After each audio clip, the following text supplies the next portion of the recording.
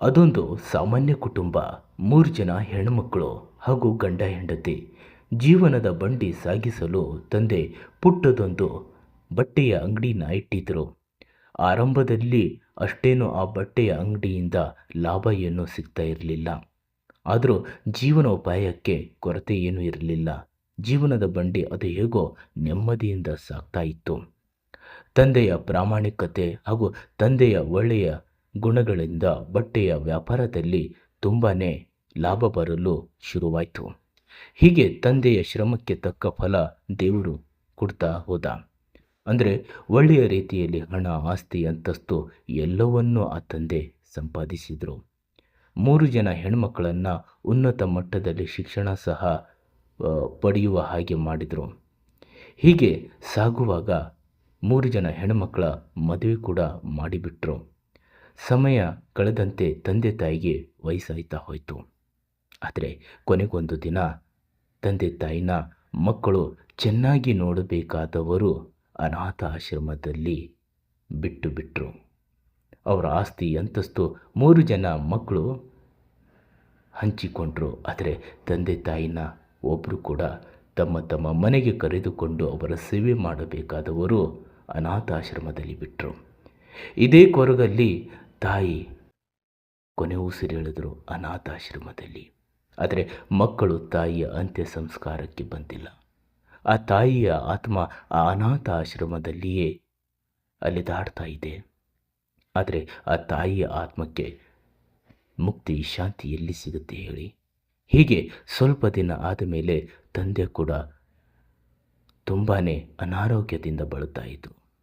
ಆಗ ಅನಾಥ ಆಶ್ರಮದ ಸಿಬ್ಬಂದಿ 3 ಜನ ಹೆಣ್ಮಕ್ಕಳಿಗೆ ಕರೆ ಮಾಡಿ ತಿಳಿಸಿದರು, ದಯವಿಟ್ಟು ಬಂದು ನೋಡಿ, ನಿಮ್ಮ ತಂದೆಯ ಆರೋಗ್ಯ ತುಂಬಾ ಹಾಳಾಗಿ ಹೋಗಿದೆ. ಕೊನೆಯ ದಿನಗಳಲ್ಲಿ ಅವರ ಜೊತೆ ಮಾತಾಡಿ 1-2 ದಿನ ಅವರ ಜೊತೆಗೆ ಕಾಲ ಕಳೆಯಿರಿ ಅಂತ ಹೇಳಿದರೆ 3 ಜನ ಹೆಣ್ಮಕ್ಕಳಲ್ಲಿ 1-2 ಜನ ಏನು ಹೇಳ್ತಾರೆ ಗೊತ್ತಾ? ಅಷ್ಟು ದೂರದಿಂದ ನಾವು ಹೇಗೆ ಬರಬೇಕು? ನಾ ಅಲ್ಲಿದ್ದೀನಿ, ಇಲ್ಲಿದ್ದೀನಿ, ದಯವಿಟ್ಟು ನೀವೇ ನೋಡ್ಕೊಳ್ಳಿ, ಬೇಕಾದರೆ ಚಿಕಿತ್ಸೆಗೆ ಬೇಕಾದ ಹಣವನ್ನು ನಾವು ಕೊಡ್ತೀವಿ ಅಂತಾರೆ. ಎಂಥ ಕಲಿಯುಗ ನೋಡಿ. ತಂದೆ ಮಕ್ಕಳನ್ನು ನೋಡಬೇಕು ಅನ್ನುವ ಆಸೆಯಲ್ಲಿ ಕೊನೆ ಉಸಿರು ಎಳೆದು ಬಿಟ್ಟರು. ಹೋಗಲಿ ಬಿಡಿ, ಅನಾಥ ಆಶ್ರಮದವರು ಇವಾಗ ಯೋಚನೆ ಮಾಡ್ತಾರೆ, ಇದ್ದಾಗ ಬಂದಿಲ್ಲ ಮಕ್ಕಳು, ಇವಾಗಾದರೂ ಬರ್ತಾರೆ ಏನೋ ಅಂತ ಕರೆ ಮಾಡುತ್ತಾರೆ ಮತ್ತೊಮ್ಮೆ. ಬನ್ನಿ, ನಿಮ್ಮ ತಾಯಿ ತೀರ್ಕೊಂಡಾಗ ನೀವು ಬಂದಿಲ್ಲ, ಇವಾಗಾದರೂ ಬನ್ನಿ ಅಂತ ಕರೆ ಮಾಡಿದರೆ ಅವರು ಹೇಳ್ತಾರೆ, ಇವಾಗ ನಮ್ಮ ಹತ್ರ ಸಮಯ ಇಲ್ಲ, ಆ ಅಂತ್ಯ ಸಂಸ್ಕಾರಕ್ಕೆ ಏನು ಬೇಕೋ ಎಲ್ಲ ಸಿದ್ಧತೆ ಮಾಡಿಕೊಳ್ಳಿ, ಅದಕ್ಕೆ ಎಷ್ಟು ಹಣ ಆಗ್ತದೆ ನಾವು ಕೊಡ್ತೀವಿ ಅಂತಾರೆ. ಸ್ನೇಹಿತರೆ, ನೋಡಿ ಎಂಥ ಕಲಿಗಾಲ. ಅದು ಕೂಡ ಹೆಣ್ಮಕ್ಕಳು ಈ ರೀತಿಯ ಮಾತುಗಳನ್ನು ಆಡಿದರೆ ಯಾವ ರೀತಿ ತಂದೆ ತಾಯಿಯ ಆತ್ಮಕ್ಕೆ ಶಾಂತಿ ಸಿಗುತ್ತೆ ಹೇಳಿ? ಸಿಗಲ್ಲ.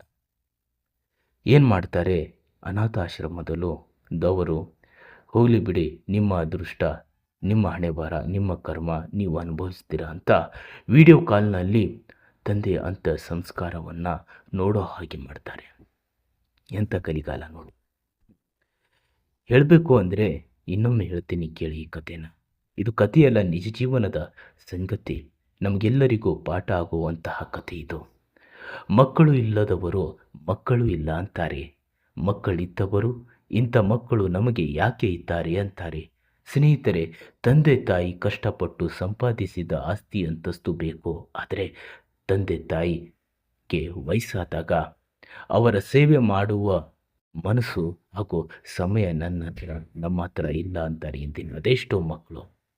ಅನಾಥ ಆಶ್ರಮದಲ್ಲಿ ಅನಾಥವಾಗಿದ್ದ ತಂದೆ ಶವ ಇದ್ದಾಗ ಬಂದು ಮಾತನಾಡದ ಮಕ್ಕಳು ಅಂತ್ಯ ಸಂಸ್ಕಾರಕ್ಕಾದರೂ ಬರ್ತಾರೆ ಅಂದರೆ ವಿಡಿಯೋ ಕಾಲಿನಲ್ಲಿ ಸಿನಿಮಾ ನೋಡಿದ ರೀತಿಯಲ್ಲಿ ಅಂತ್ಯ ಸಂಸ್ಕಾರವನ್ನು ವೀಕ್ಷಿಸುತ್ತಾರೆ. ಅದು ಹೃದಯವಿಲ್ಲದ ಮಕ್ಕಳು.